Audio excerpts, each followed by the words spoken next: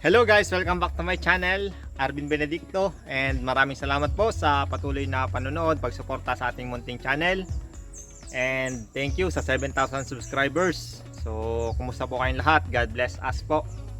Tayo po ngayon ay mag-update lang sa ating ampalayahan, sa ating taniman, sa ating farm. And yun po, let's go guys.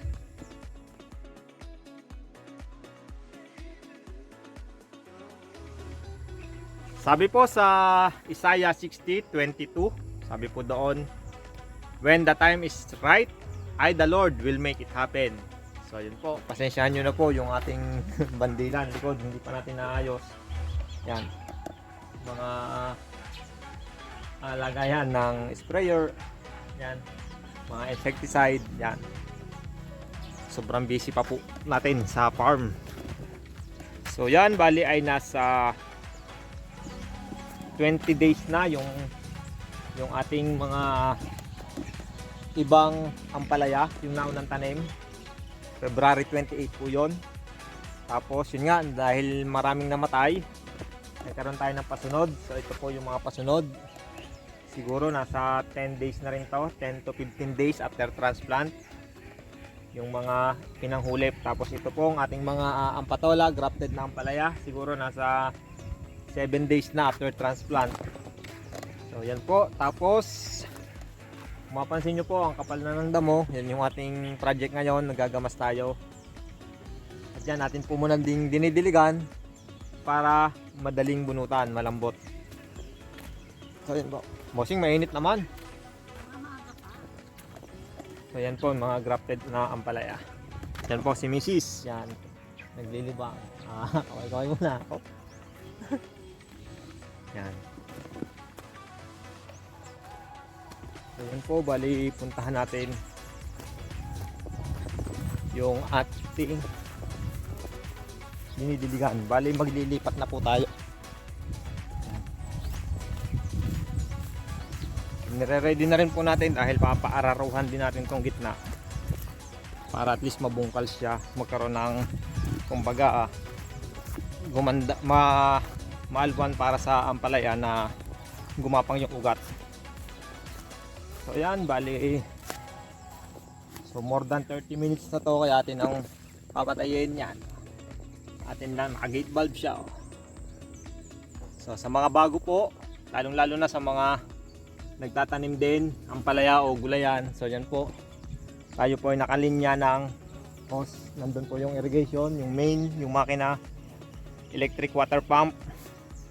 Tapos bumili tayo ng mga pipes na ganito. So ito po yung ating pinanglinya. Ang presyo na po nito ngayon nasa 6,000 ang isang rolyo, 60 meters. Ito.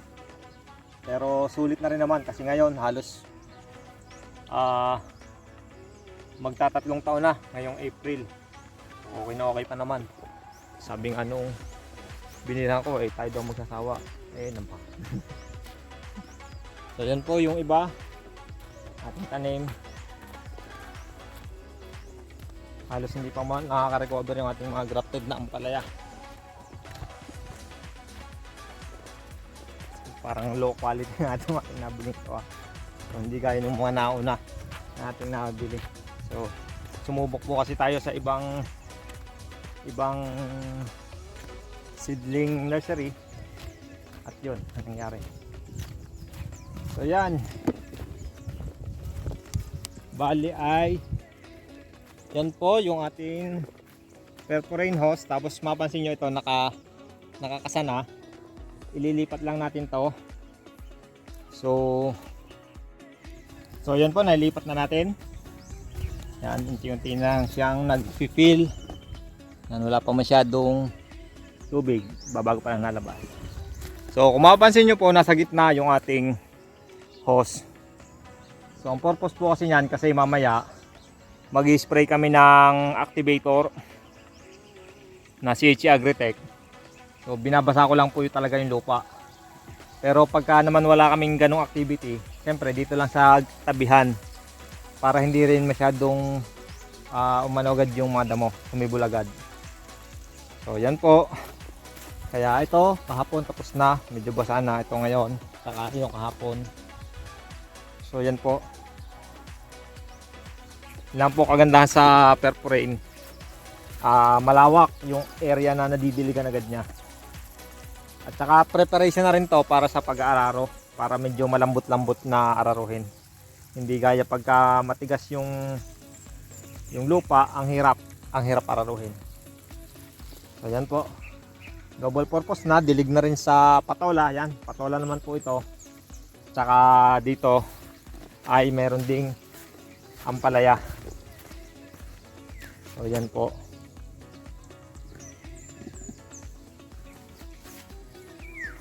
So yan. Tumataas na, lampas bewang na.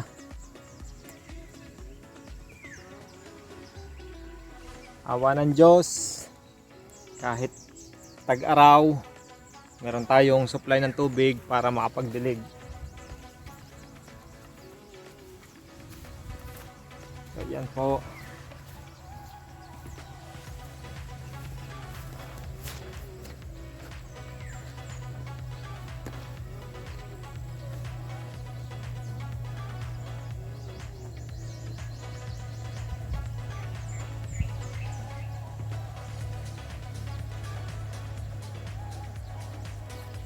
Yan. Tapos dito naglalagay din tayo ng ampatola sa mga gitna. Dati kasi wala to. Sayang kasi yung area, kaya nilagyan natin. Ito yung bali pagitan ng balag. And then puntahan natin yung ating mga patola. Yan, nakakatuwa. Agapang lao. Meron na ring mga buko. Kita baga.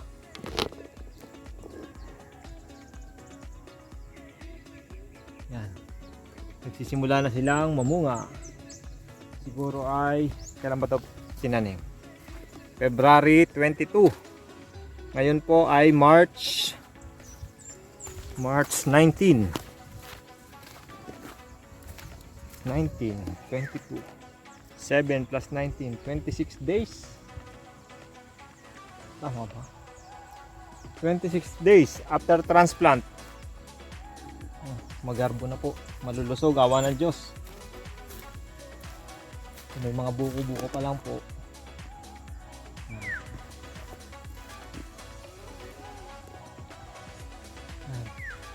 Tapos ang ginagawa po natin, pinupruningan din natin.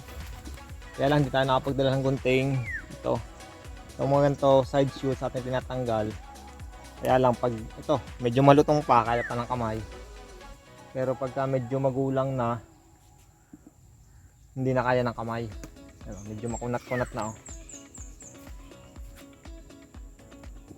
So yun lang po yung ating update sa ngayon. See you on the next video. God bless. Thank you for watching. To God be the glory. Bye bye.